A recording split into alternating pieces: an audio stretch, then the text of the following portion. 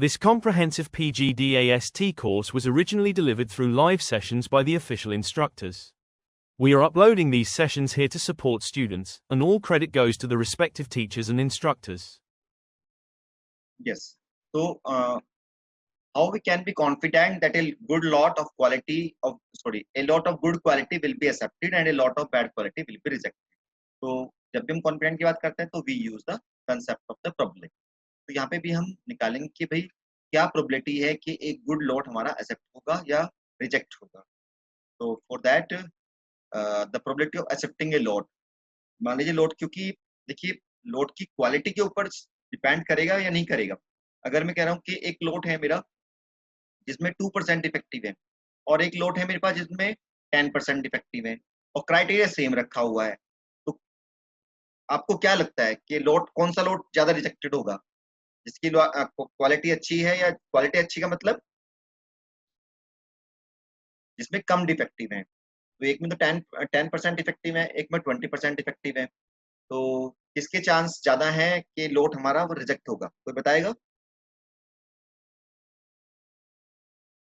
जिसमें ज्यादा डिफेक्टिव है, जिसमें ज्यादा डिफेक्टिव है वही हमारा लोड क्या है, उसकी प्रोबेबिलिटी भी ज्यादा आनी चाहिए. तो हम now we try to calculate कि हम किस तरह से probability of accepting a load कैसे निकालें. बस ये एक मेन इसमें टॉपिक है जिसको आपको समझना है, बाकी इसमें कुछ नहीं. ठीक है, अगर आपका ये probability of accepting a load ठीक हो गया तो बाकी सब कुछ फॉर्मूले में वैल्यू पुट अप करनी है और डायरेक्ट आंसर आना है. फॉर्मूले आपकी बुकलेट में ऑलरेडी है. तो चलिए देखते हैं इसको कैसे फाइंड आउट करें. Suppose that a lot of same size and are received from the supplier or final assembly line and submit for the inspection one at a time.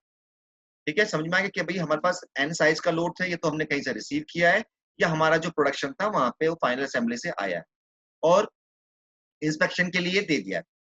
तो the load is accepted if the number of defective units observed in the sample is less than acceptance number C. और ये decision ले लिया कि अगर C acceptance number से अगर हमारे नंबर ऑफ डिफेक्टिव कम आते हैं तो लॉट को रिजेक्ट कर देंगे, अगर उससे ज्यादा आते हैं तो हम लॉट को एक्सेप्ट कर लेंगे.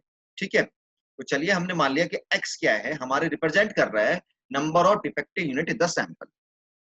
ठीक है, तो सैंपल, तो हम लोड को कब एक्सेप्ट करेंगे, जब हमारा X की value less than equal to C होगी, क्योंकि वो कह रहा है कि हम लोड को कब एक्सेप्ट करेंगे, जब number of defective is less than acceptance number. ठीक है, तो यहाँ पे कंसेप्ट में लेस देन इक्वल टू वाला लिया है, यहाँ पे कहीं छूट गया, यहाँ पे लेस देन, एक minute, just less than and equal to आएगा. ये ऐड कर लीजिएगा अपनी बुकलेट में, एंड इक्वल टू. ठीक है, चलो तो ठीक है. अब यानी जो प्रोबेबिलिटी हम क्या निकालना चाह रहे हैं, we have to find out the probability of accepting the lot. Probability of accepting lot, तो लॉट कब एक्सेप्ट करेंगे, जब x की वैल्यू लेस देन C होगी. अब क्या क्या वैल्यू पॉसिबल है x की, कोई बताएगा? मान लेते हैं C हमारा 5 है, तो x की क्या क्या पॉसिबिलिटी है? 1 2 3 4 5 1 to C सर. 0 नहीं होगा क्या? हो सकता है सर, हो Zero सकता भी है ना, 0 भी हो सकता है, क्योंकि हम लोड का इंस्पेक्शन कर रहे हैं, हो सकता है कि हमारा एक भी डिफेक्टिव ना हो. तो यहाँ पे भी करेक्शन है, यहाँ पे छूट गया है 0, तो यहाँ पे इक्वल टू 0. ठीक है, ये ठीक का करेक्शन कर लीजिएगा. Yes, since x is equal to 0 1 two up to कहां तक जाएगा भाई, less than equal to C है, तो मोस्ट प्रोबेबली वो C तक जाएगा, तभी हम लोड को एक्सेप्ट करेंगे, अदरवाइज रिजेक्ट कर देंगे. आर म्यूचुअल एक्सक्लूसिव, या तो x नंबर ऑफ डिफेक्टिव को इंडिकेट कर रहा है, या तो 0 होगा या 1 होगा. ऐसा तो हो नहीं सकता किसी लोड में 0 भी डिफेक्टिव हो और 1 भी डिफेक्टिव हो, या 1 भी हो 2 भी हो. तो जब ऐसी सिचुएशन होती है कि एक पॉसिबिलिटी होगी, जैसे हम कॉइन को टॉस कर रहे हैं, तो हेड आएगा टेल आएगा, तो these units are called the mutually exclusive. और प्रोबेबिलिटी में आपने कंसेप्ट पढ़ा है, अगर यूनिट्स हमारी म्यूचुअली एक्सक्लूसिव हो तो probability of A union B is equal to probability of A plus probability of B. यहाँ पे इंडिकेशन दिया, प्रोबेबिलिटी ऑफ A और B का हो या प्रोबेबिलिटी A यूनियन B, तो होगा probability of A plus probability of B. तो यहाँ पे भी हम, क्योंकि प्रोबेबिलिटी की बात चल रही है, तो थोड़े बहुत कंसेप्ट तो हमें प्रोबेबिलिटी के करने पड़ेंगे. तो this is probability of A plus probability of B, probability of C. तो कुल मिला के हमें ये अगर कहीं से मिल जाए ए, तो इन सबको ऐड कर देंगे और हम इसको फाइंड आउट कर लेंगे। तो प्रोबेबिलिटी निकालनी है, तो ये 0 था फिर 1 था सी, तो हम इसको समेशन की फॉर्म में भी लिख सकते हैं। तो प्रोबेबिलिटी निकालनी है x is equal to x के लिए। तो प्रोबेबिलिटी कैसे निकलती है? प्रोबेबिलिटी निकलती है number of favourable cases upon number of total cases. तो यहाँ पे तो ऐसा कोई सिचुएशन नहीं कि भाई हमारे फेवर में कितने होंगे, नॉन फेवर में कितने होंगे। तो फिर हम जब ऐसी सिचुएशन नहीं होती तो we try to find out the probability with the help of distributions. तो डिस्ट्रीब्यूशन आपने पढ़े हैं, यूनिफॉर्म पढ़ा है, नॉर्मल, ज्योमेट्रिक, है ना, पाइथन, बाइनोमियल और एक्सपोनेंशियल गामा MST3 में। अब यहाँ पे देखिए, अगर हम ब्रॉडली बात करें तो हम डिस्ट्रीब्यूशन टू टाइप के डिस्ट्रीब्यूशन होता है, डिस्क्रीट और कॉन्टिन्यूअस। जहाँ पे वेरिएबल हमारा कोई भी वैल्यू ले सकता है तो वहाँ पे कॉन्टिन्यूअस डिस्ट्रीब्यूशन बनता है, और जहाँ पे एक पर्टिकुलर डिस्क्रीट वैल्यू लेता है तो वहाँ पे हमारा डिस्क्रीट डिस्ट्रीब्यूशन बनते हैं। तो जो यहाँ पे हमारा वेरिएबल है एक्स, क्या ये कॉन्टिन्यूअस है, डिस्क्रीट है? बताइए, Discrete. डिस्क्रीट है, डिस्क्रीट है ना, क्योंकि वो या तो 0 वैल्यू लेगा या फिर 1 लेगा। इनके बीच में ऐसा नहीं कि वो 0 के बीच में कोई 0 1 के बीच में भी कोई वैल्यू ले लेगा। तो यहाँ पे डिस्क्रीट है, तो डिस्क्रीट है तो फिर हम यहाँ पे कोई डिस्क्रीट ही डिस्ट्रीब्यूशन यहाँ पे एप्लीकेबल होगा। तो डिस्क्रीट डिस्ट्रीब्यूशन कौन कौन से हैं? बर्नौली, बर्नौली, बर्नौली हमारा केवल यहाँ पे सैंपल हमारा डिफेक्टिव नॉन डिफेक्टिव वहां पे भी होता है, पर जहाँ पे हम केवल एक यूनिट की बात करते हैं तो वहां पे हम बर्नौली लगाते हैं। उसका जनरलाइज केस है बाइनोमियल। तो बाइनोमियल, पाइसन, हाइपरज्योमेट्रिक, नेगेटिव बाइनोमियल और ज्योमेट्रिक, ये 5 आपके कोर्स में है, तो इनमें से कोई एक डिस्ट्रीब्यूशन लगेगा। तो जब हम यूनिट को क्लासिफाई करते हैं डिफेक्टिव नॉन डिफेक्टिव में, और चलिए फिर हम इसको भी थोड़ा सा मैं क्लियरफाई कर दूं। पाइसन डिस्ट्रीब्यूशन तो तब यूज करते हैं जब हमारी केस रेयर केस हो, जैसे हम कल कर रहे थे जब हम सी चार्ट पढ़ रहे थे, तो हमने कहा था पाइसन डिस्ट्रीब्यूशन यूज होगा, बिकॉज पाइसन डिस्ट्रीब्यूशन में probability of occurring a unit is very small, बहुत स्मॉल होती है। तो हम जनरली पाइसन डिस्ट्रीब्यूशन ऐसी जगह यूज करते हैं जहाँ पे रेयर यूनिट हो, रेयर। जैसे कल मैंने बात कही थी कि अगर स्नैक बाइट से डेथ है, मिस रॉन्ग कॉल्स हैं, तो वो बहुत कम होती है जहाँ पे अकरेंस की, तो वहां पे हम पाइसन डिस्ट्रीब्यूशन यूज करते हैं। और पाइसन में हमारा ठीक है, तो जबकि यहाँ पे ऐसा केस नहीं है। यहाँ पे हमारा जो केस है वो ऐसा नहीं है, यहाँ पे तो खाली एक तो सैंपल साइज फिक्स है, वहाँ सैंपल साइज फिक्स नहीं होता पाइसन में, और लार्ज होता है। ठीक है, तो सेकंड वन है बाइनोमियल। नेगेटिव वाले में तब यूज करते हैं जब हम लोग कहते हैं कि भाई इस बात की प्रोबेबिलिटी क्या, वहां पे होता है नंबर ऑफ ट्रायल्स, कि अगर हमें 5 सक्सेस लेनी है तो कितने नंबर ऑफ ट्रायल्स की जरूरत पड़ेगी। तो यहाँ पे नंबर ऑफ ट्रायल्स की बात नहीं है यहाँ पे, क्योंकि नंबर ऑफ ट्रायल्स तो हमारे पास नंबर ऑफ यूनिट्स या जो हम सैंपल ले रहे हैं वो तो ऑलरेडी फिक्स है हमारे पास। तो हमारे पास यहाँ पे दो सिचुएशन बनती है, तो हमारा जो डिस्ट्रीब्यूशन है वो बाइनोमियल होगा या फिर हमारा हाइपरज्योमेट्रिक होगा। जनरली अगर हम सैंपलिंग विद रिप्लेसमेंट करते हैं तो बाइनोमियल डिस्ट्रीब्यूशन लगाते हैं, और अगर हम विदाउट रिप्लेसमेंट करते हैं सैंपलिंग, तब हम लगाते हैं हाइपरज्योमेट्रिक डिस्ट्रीब्यूशन। तो जो हमारी इंडस्ट्री है वहां पे मेरे ख्याल से विद रिप्लेसमेंट का तो कोई मतलब ही नहीं बनता है, क्योंकि आपने तो इंस्पेक्शन करना है यूनिट्स का, वापस उसी यूनिट का आप दोबारा इंस्पेक्शन करोगे, तो उसका तो कोई लॉजिक ही नहीं है। तो इसका मतलब यहाँ पे जो सैंपलिंग होगी वो विदाउट रिप्लेसमेंट होगी, और विदाउट रिप्लेसमेंट होगी तो कौन सा डिस्ट्रीब्यूशन लगेगा? हाइपरज्योमेट्रिक डिस्ट्रीब्यूशन लगेगा। तो इसकी प्रोबेबिलिटी हम हाइपरज्योमेट्रिक डिस्ट्रीब्यूशन निकाल सकते हैं, पर हाइपरज्योमेट्रिक डिस्ट्रीब्यूशन थोड़ा सा टिपिकल होता है निकालना। ठीक है, तो उसके लिए क्या किया उन्होंने? उसके लिए कहा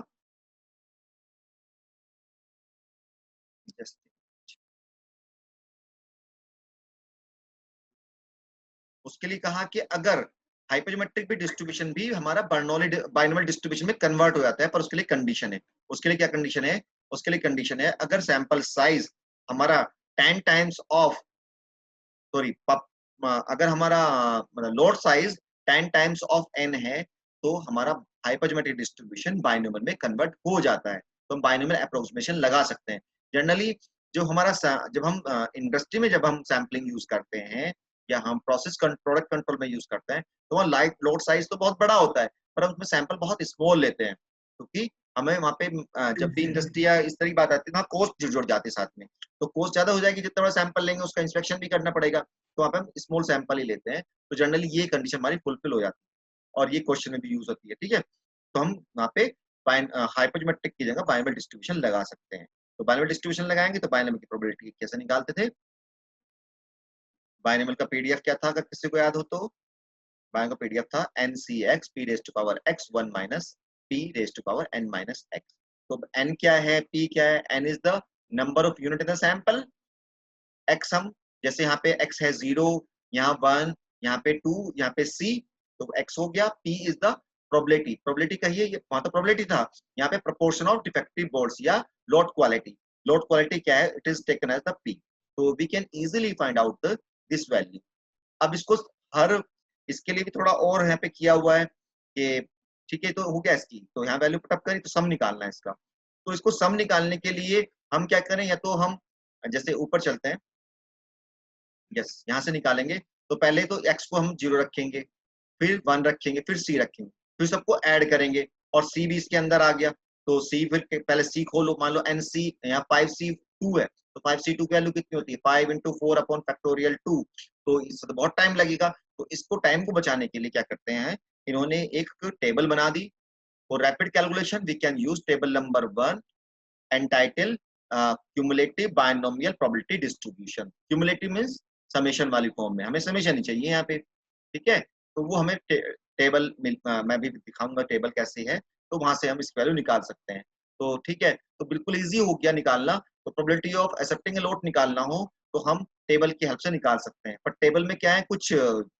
सिंबॉलिक है, तो वहां पे सिंबल आपको पता होना चाहिए, एक तो n है वहां पे, एक p है और एक वहां पे शायद r है, तो r का मतलब तो हम लेंगे x से, n हमारा n है ही और p हमारा p है, ओके, तो जैसे यहाँ पे दिया हुआ है इसने, चलिए मैं टेबल पे चलता हूँ, टेबल, ओके टेबल भी साइड में निकाल लेते हैं, यस इस केस में जो ऊपर वाला केस था हमारे पास, तो ये वाला एग्जांपल था, कहाँ पे गया, यस इस एग्जांपल में अगर प्रोबेबिलिटी निकालनी हो शिफ्टिंग लॉट, तो स्मॉल एन कैपिटल तो 500 है, स्मॉल एन 20 है, तो पहले हम कंडीशन देखेंगे क्या मीट कर रही है हमारी, क्या हमारे पास capital N is greater than equal to 10 times of N है, तो देख लेते हैं, एन है 20, तो इतना हो गया, यस, तो हमारी वैल्यू इसकी कितनी आ रही है 200 आ रही है, तो एन की लॉट की साइज तो इससे बड़ा है, तो एन इसका मतलब बड़ा आ रहा है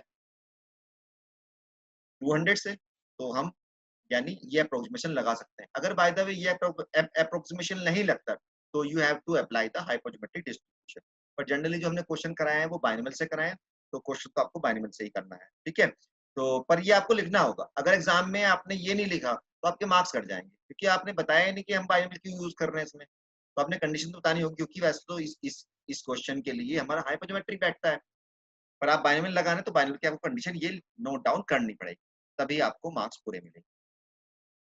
चलिए आगे चलते, तो कैसे हम निकालेंगे प्रोबेबिलिटी देखते हैं,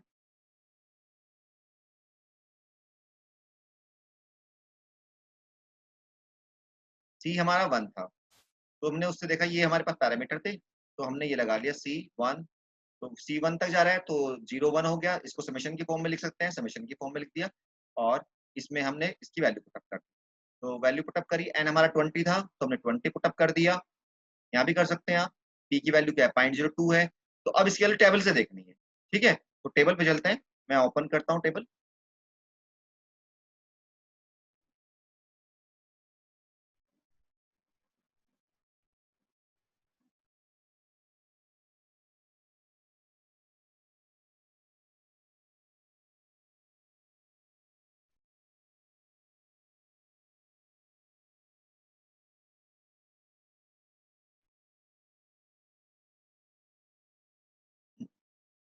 यस विजिबल है,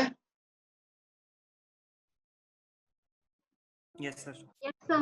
चलिए, तो it is table number 1 cumulative binomial probability distribution, यहाँ पे देखो इंडिकेशन भी दिया है, सब कुछ आपको दिया हुआ है, अगर आप थोड़ा सा ध्यान देंगे तो हो जाएगा कि यहाँ पे क्या दे रहा है, क्यूमुलेटिव फॉर्म दे रहा है, कुछ स्टूडेंट वो कि कम प्रैक्टिस के लिए वो इसको इंडिविजुअली पुट करते चले जाते हैं, जबकि क्यूमुलेटिव है, बस एक ही वैल्यू आनी है अपने पास, तो देखते हैं फिर हमारे पास क्या क्या इन्फॉर्मेशन है, एक तो हमें स्मॉल एन चाहिए, यस एन सी एक्स, ये फॉर्मूला यहाँ पे गलत हो रहा है भाई, n small n c x आएगा यहाँ पे, ये देखो अब देखा मैंने इतने दिन से कोर्स पढ़ा रहा हूँ, पर अब ध्यान क्या है, ये यहाँ पे इसकी जगह ये है एन सी एक्स, ओके, एक तो मैं एन चाहिए, एन हमारा कितना है 20, तो चलिए पहले हम एन को 20 पे आते हैं, ये एन 1 यहाँ से शुरू करते हैं, तो एन हमारा 20 है, तो ये 1 2 3 चला, 5 6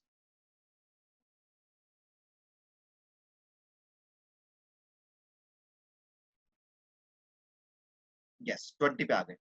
फिर x हमारा कहाँ तक प्रोबेबिलिटी हमें फाइंड आउट करनी है, कहाँ तक हमें समेशन लेना है, वो है हमारा 1, जिसको हमने c बोल रहे हैं। यस c तक, तो वो है हमारा 1। तो 1 देखते हैं। यस, तो ये हो गया 1। ठीक है, अब हमें चाहिए p कितना है हमारा, p हमारा था 0.02। तो 0.02 देखना पड़ेगा कहाँ पे है वो, शायद कौन से कॉलम में दिया है 0.02। यस, ये है p, तो 0.02 है, यानी सेकंड कॉलम देखना है हमें। चलिए वापस चलते हैं।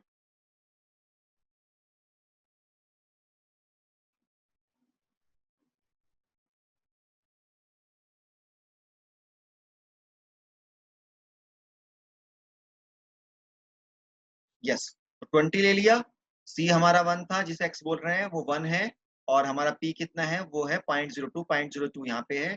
तो हमारी वैल्यू कितनी हो गई, हमारी वैल्यू आ गई ये टेबल से। ठीक है, तो हम इजीली टेबल से देख सकते हैं। तो आगे हमारी प्रोबेबिलिटी, इसको वापस वहीं पुट अप कर देंगे। चलिए वापस चलते हैं फिर।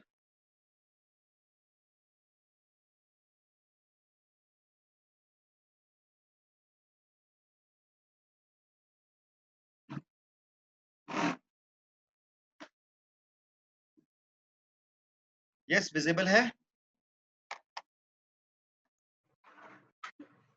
नहीं सर। नहीं, नो सर। ओके।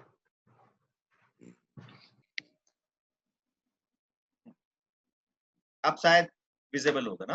हाँ जी, हाँ सर। ठीक है, तो हमने यहाँ पे क्या किया, टेबल से x is equal to c is equal to 1 हमने टेबल में वैल्यू पुट अप कर दी, तो ये हमारा आंसर।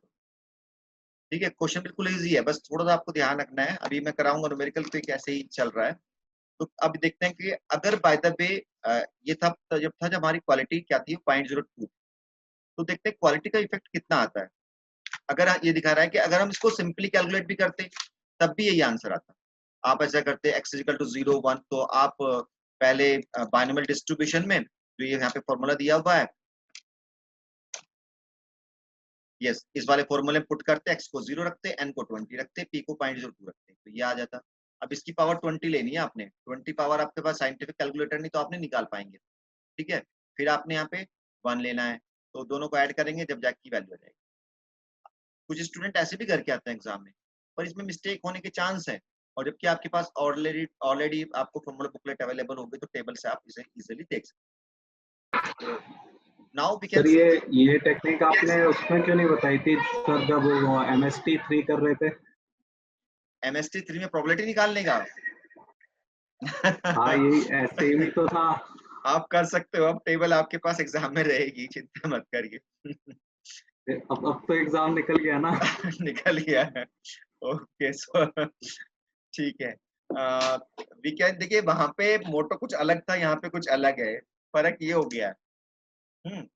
तो now we can see the effect of the lot quality on the probability of accepting a lot. अब हम देखना चाह रहे हैं कि भाई लॉट की क्वालिटी चेंज करने से क्या प्रोबेबिलिटी, जैसे आप बता रहे थे कि भाई अगर लोड की क्वालिटी पुअर होगी तो हमारा जो प्रोबेबिलिटी है वो भी कम आ जानी चाहिए। ठीक है, तो उसका इफेक्ट देखना चाह रहे हैं। चलिए, तो मान लीजिए कि इस बार लोड की क्वालिटी 0.04 है, पहले तो 2% इफेक्टिव थे, इस बार 4% इफेक्टिव है, तो हमारी probability of accepting a lot भी इससे कम आना चाहिए। चलिए देखते हैं, तो इन्होंने ऐसे किया, तो इस बार हमें जो कॉलम लेना है वो लेना 0.04 पे लेना है। चलिए वापस टेबल पे चलते हैं।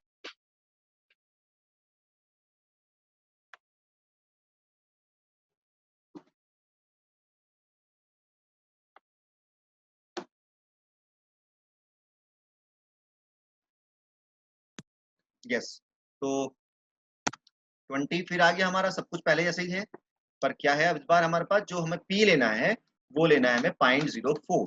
तो ये जो दिया हुआ है वो दिया हुआ है, ये 0.01 है, ये 0.02 है, ये 0.03 है, और ये 0.04 है। तो 0.04 और हमारा जो x था 1 था, तो कितनी वैल्यू आ गई, ये वैल्यू आ गई हमारी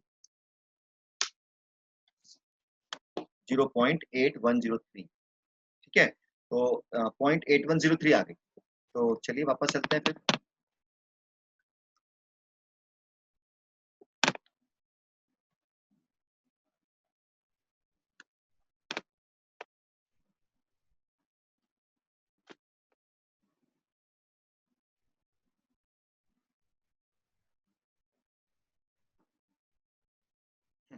तो वैल्यू आ गई 8.8103। तो देख लिया हमने कि यहाँ अगर लोड की क्वालिटी अगर पुअर होती है तो हमारी प्रोबेबिलिटी ऑफ एक्सेप्टेंस लोड भी वो भी कम हो जाएगा। इट मींस क्या है कि 81% will be load will be accepted. अगर इस क्वालिटी के लोड हमारे पास हैं तो उसमें से केवल 81% ही लोड क्या होंगे, एक्सेप्ट होंगे, बाकी लोड रिजेक्ट।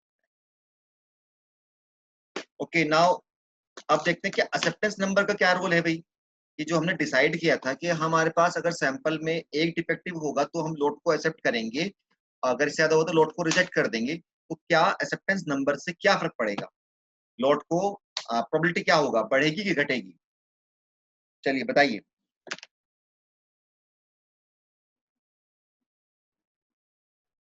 यस, अगर मैं एक्सेप्टेंस नंबर बढ़ा दूं अपना तो मेरे लोड मेरे ज्यादा एक्सेप्ट होंगे या रिजेक्ट होंगे? एक्सेप्ट होंगे सर। एक्सेप्ट होंगे, क्योंकि हमने अपना क्राइटेरिया लूज कर दिया। पहले हम कह रहे थे कि हमारा अगर सैंपल 20 के सैंपल में एक डिफेक्टिव मिल गया तो लोड को रिजेक्ट कर देंगे। अब हम कह रहे हैं 2 डिफेक्टिव मिलेंगे तब लोड को रिजेक्ट करेंगे। तो इसका मतलब क्या हो गया, अगर 2 डिफेक्टिव भी आ गए तो हम लोड को एक्सेप्ट कर लेंगे, तो प्रोबेबिलिटी हमारी क्या हो जाएगी, वो बढ़ जाएगी। तो एक्सेप्टेंस नंबर जितना ज्यादा बड़ा होगा लोड उतने ज्यादा एक्सेप्ट होंगे। तो ये एक क्रिटिकल सिचुएशन है कि किस तरह से हम सी को डिसाइड करेंगे। ये है हमने डीएवी डिसाइड करने के लिए भी मैंने मटेरियल में रखा है, पर जनरली एग्जाम में उसमें से क्वेश्चन नहीं देते, तो वो पार्ट छुड़ा ही देते हैं। तो ये आपको एग्जाम में तो गिवन, मतलब जो क्वेश्चंस आएंगे उसमें गिवन होगा, पर ये कैसे डिसाइड करते हैं ये भी एक क्वेश्चन है, वो भी हम लोगों ने यहाँ पे दिखाया गया। चलिए, तो ये हो गया। तो ये कुछ न्यूमेरिकल्स हैं, आप देख लीजिएगा, इनको इजी है। तो अब कुछ और इसकी डेफिनेशंस हैं इसमें जो यूज होंगी। Acceptance quality level, acceptance quality level, और एक नीचे और है लोड टॉलरेंस प्रोपोर्शन डिफेक्टिव। ये भी कभी कभी पूछ लेते हैं एग्जाम में एज ए थ्योरी। तो एक्सेप्टेंस क्वालिटी लेवल क्या है?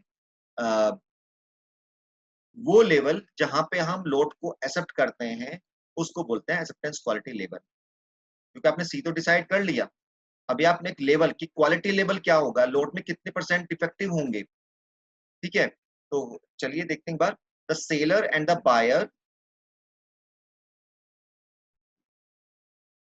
yes, seller and buyer generally know that the supply of completely defect free lots is not possible, so they usually negotiate and arrive at an agreement that the buyer will accept all lots which have at most a defined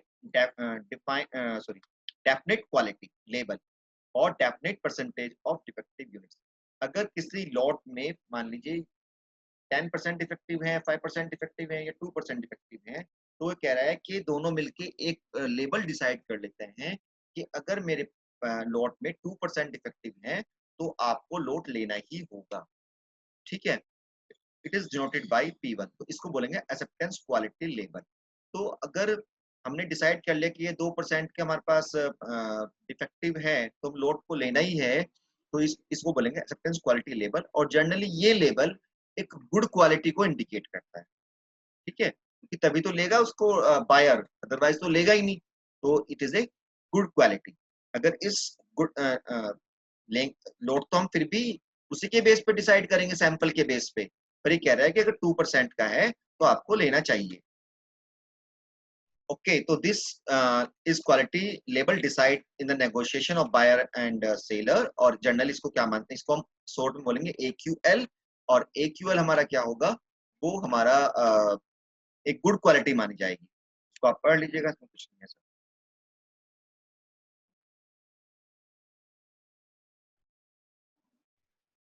अगर AQL, अब P को अगर हम AQL ले लें तो उसकी probability तो हम कुछ नहीं है। चलिए पढ़ लीजिए। दूसरा लेवल है लॉट टॉलरेंस परसेंट डिफेक्टिव। तो फिर अब बायर के लिए तो हो गया कि भाई तेरे को लेना ही लेना है, तो बायर भी कहता है कि मेरे लिए भी एक डिसीजन, एक लेवल बनाओ जहां पे मैं लोड को रिजेक्ट कर पाऊं।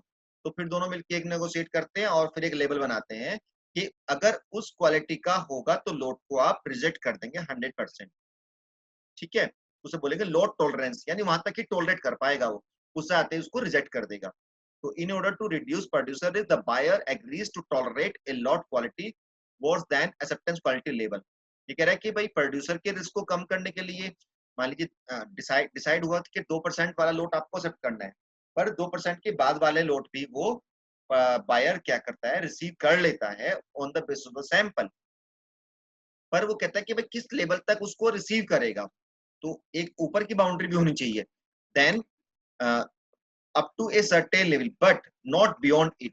This limit value is known as the load tolerance proportion or proportion defect. मैं एक ग्राफ बना के दिखाता हूं आपको, जस्ट मिनट। ये मेरा क्वालिटी लेवल है P। तो ये कह रहा है को 3 पार्ट में डिवाइड कर दिया। एक को कहा एक्सेप्टेंस क्वालिटी लेवल, दूसरे को कहा लोड टॉलरेंस प्रोपोर्शन डिफेक्ट। तो अगर लोड मेरा इस क्वालिटी का आता है तो कंज्यूमर इसको जनरली रिसीव कर लेता है। अगर इसके बीच में आता है तो कुछ लोड तो एक्सेप्ट हो जाते हैं, इसके बीच में आता है तो कुछ लोड तो यहाँ एक्सेप्ट हो जाते हैं, कुछ लोड रिजेक्ट हो जाते हैं। पर अगर इस लेवल का आता है तो कंज्यूमर इसको रूल के अकॉर्डिंग इसको रिजेक्ट कर देगा, इसको रिजेक्ट कर देगा रूल के अकॉर्डिंग, और इसको एक्सेप्ट कर लेगा। और यहाँ पे चांस है भाई, यहाँ पे लोड एक्सेप्ट भी हो सकता है, रिजेक्ट भी हो सकता है। ठीक है, इस तरह से ये 2 लेवल बन गए, और बीच में भी सैंपल के बेस पे चलेगा कि ये लोड एक्सेप्ट होगा कि रिजेक्ट होगा। Sir one doubt hmm, I mean बताइए। यहाँ पे हमें गिवन होगा, मतलब एक लॉट आया से 500 यूनिट्स ठीक। का, और हमने उसमें से सैंपल लिया हम्म, 20 यूनिट्स का, और उसमें से हमने एक एक्सेप्टेंस नंबर देखा कि 20 में से अगर 2 खराब हुए, आई मीन तो हम रिजेक्ट कर देंगे, अदरवाइज हम लॉट को वो एक्सेप्ट कर लेंगे। यस, वो हमारा एक्सेप्टेंस नंबर। ठीक है, हाँ, बट हमारे पास लॉट की क्वालिटी तो है ही नहीं, मतलब नहीं लॉट की क्वालिटी, यस यस, ठीक है, बताइए तो बताइए। वो तो that is total number of defectives divided by the lot size. Hmm, तो टोटल नंबर ऑफ डिफेक्टिव्स तो हमें तब पता चलेंगे जब हम सबको इंस्पेक्ट करेंगे। जी जी। तो हमें लॉट की क्वालिटी कैसे पता चलेगी, मतलब कि AQL इतना है, एक्चुअल मतलब एक्चुअल इतना लोड हम की डिसाइड क्वालिटी कर क्या है? लिया देखिए इसके लिए क्या क्या है। करता है, यस यस, अब इसके लिए क्या करता है, जो हमारा प्रोड्यूसर है वो भी अपने यहाँ पे क्वालिटी उसना, मैं जो हम यहाँ पे यूज करते वर्डिंग कि या तो बाहर से ले रहा है, या जब मैं खुद प्रोड्यूस कर रहा हूँ तो मैं भी अपनी क्वालिटी को चेक करता हूँ। ठीक है, हम्म। तो वहां पे वो 100% इंस्पेक्शन करके ऑलमोस्ट चेक कर लेते हैं कि मेरी क्वालिटी का लेवल क्या है, या वो क्लेम करता है कि मेरे इसमें 5% डिफेक्टिव है, तो उसको हम लेते हैं लोड क्वालिटी। अच्छा, ठीक है, चलिए अब आगे लेते हैं। ठीक। तो ये हो गया, तो ये क्या होगी, बेकार क्वालिटी होगी, पुअर क्वालिटी। अगर इस क्वालिटी का लोड है तो जनरली वो रिजेक्ट हो जाना चाहिए। अगर वो एक्सेप्टेंस क्वालिटी का लोड है तो वो एक्सेप्ट हो जाएगा। चलिए आगे लेते हैं, प्रोड्यूसर रिस्क और कंज्यूमर रिस्क। अब देखिए ये तो डिसीजन हो गया कि भाई आपका 2% इफेक्टिव है, यानी आपका एक्सेप्टेंस क्वालिटी लेवल 2% है, तो आप लोड को एक्सेप्ट कर लीजिएगा, और अगर आपका 10% है तो लोड को रिजेक्ट कर दीजिएगा। और ये हम सब चेक करते हैं किसके बेस पे, जनरली क्लेम तो उसने कर दिया, लेवल ही बना लिए, पर हम तो सैंपल के बेस पे डिसीजन ले रहे हैं। अब सैंपल के बेस पे डिसीजन लेने पे हो सकता है कि लोड की क्वालिटी तो अच्छी हो, पर ड्यू टू द सैम्पलिंग वहां पे हमारे पास सैंपल इंडिकेट कर रहा है कि लोड बेकार है, तो हम लोड को रिजेक्ट कर देते हैं। तो क्या होगा, फिर दोनों तरफ रिस्क बनेगा। हो सकता है कि अच्छी क्वालिटी का लोड तो रिजेक्ट हो जाए और बेकार क्वालिटी का लोड एक्सेप्ट हो जाए, तो बनेगा producer risk and consumer risk. तो बताइए कि कंज्यूमर को क्या रिस्क रहेगा हमेशा, और प्रोड्यूसर को क्या रिस्क होगा? सर कोई बताएगा? कंज्यूमर रिस्क विल बी कि अगर डिफेक्ट्स ज्यादा हैं बट सैंपल में वो डिफेक्ट्स कैप्चर नहीं हुए, तो maybe he will take up that defective yes, lot. It is the consumer risk, producer risk. ये consumer risk. Consumer risk similar way में प्रोड्यूसर रिस्क क्या होगा, कोई बताएगा? प्रोड्यूसर रिस्क इसी का ऑपोजिट, कि अगर डिफेक्ट्स कम है बट सैंपल में डिफेक्ट्स ज्यादा आ गए तो the consumer will reject the lot. Yes yes, तो these are the producer risk और कंज्यूमर। सेम आपने बहुत अच्छा बताया। तो चलिए अब इनको हम देखते हैं कि कंज्यूमर रिस्क की प्रोबेबिलिटी कितनी होगी। इसे हम प्रोबेबिलिटी के टर्म्स में निकालते हैं, जैसे आपने पढ़ा था type first error, type second error MST4 में। टाइप फर्स्ट एरर थी rejecting a lot, sorry lot निकल रहा है, rejecting a hypothesis when it is true, और टाइप सेकंड बीटा थी हमारी accepting a hypothesis when it is false. तो यहाँ पे सेम सिचुएशन है कि लॉट गुड क्वालिटी का है पर उसे रिजेक्ट कर दिया, तो it is called the producer risk. और अगर एक लॉट बेकार क्वालिटी का है और वो एक्सेप्ट हो गया तो it is the consumer risk. तो पहले वर्ड आता है प्रोड्यूसर कंज्यूमर। तो ये तो आप जानते हैं, जो प्रोड्यूसर जो प्रोड्यूस कर रहा है वो प्रोड्यूसर, जो कंज्यूम कर रहा है उसको कंज्यूमर बोलेंगे। तो ये फर्म भी हो सकती है, एक पर्सन भी हो सकता है, ऑर्गेनाइजेशन भी होता है, ये पढ़ लीजिएगा। चलिए, तो सिंपल में यहाँ पे आ रहा हूँ इन सबको हटाते हुए। तो probability of rejecting a lot, अब लॉट किस क्वालिटी का, हम कह रहे हैं कि भाई एक अच्छा लॉट रिजेक्ट हो जाए तो उसकी क्वालिटी क्या होगी। अच्छा लॉट कह रहे हैं हम एक्सेप्टेंस क्वालिटी लेवल को। तो ये कह रहा है कि probability of rejecting a lot of acceptance quality level is known as producer risk. ये एक्सेप्टेंस क्वालिटी लेवल का था जहां पे उसको कंज्यूमर को एक्सेप्ट करना था, पर फिर भी कंज्यूमर रिजेक्ट कर सकता है on the base of sample. तो this is called the probability, it is called the producer risk. Producer risk is represented by PPP, capital P for probability, और जो यहाँ पे P लगा है वो है हमारा प्रोड्यूसर। और मैं नोट डाउन ही कर देता हूँ क्योंकि ऐसा भूल जाओगे शायद आप। ये तो P यूज होगा प्रोबेबिलिटी के लिए,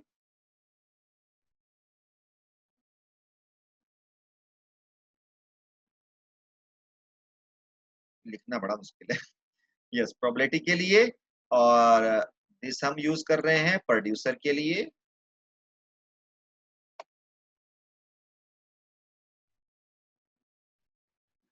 प्रोड्यूसर के लिए, और जो ये बचा P ये हम यूज कर रहे हैं लोड क्वालिटी के लिए, क्योंकि ये भी डिपेंड करेगा लोड की क्वालिटी क्या है,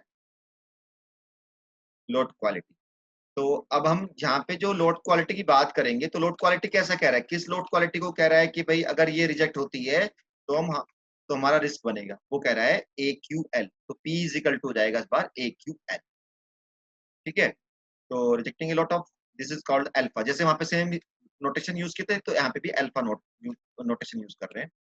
तो कैन बी रिटन एज, अब हम क्योंकि प्रोबेबिलिटी ऑफ एक्सेप्टिंग तो पहले निकाल के आए हैं और यहाँ पे है प्रोबेबिलिटी ऑफ रिजेक्टिंग, तो क्या हम माइनस ना कर लें। तो इसने ले लिया 1 minus probability of accepting a lot. तो जैसे वहां पे आपने एक्सेप्टिंग की प्रोबेबिलिटी निकाली थी, यहाँ भी निकालनी है, बस डिफरेंस क्या रहेगा कि P को आप लेंगे P1, क्योंकि जनरल P था और यहाँ पे क्या है P की जगह P1। यहाँ भी एक करेक्शन है, यहाँ करेक्शन क्या है कि यहाँ पे P इज इक्वल टू, ये इक्वल टू साइन है, यहाँ पे माइनस।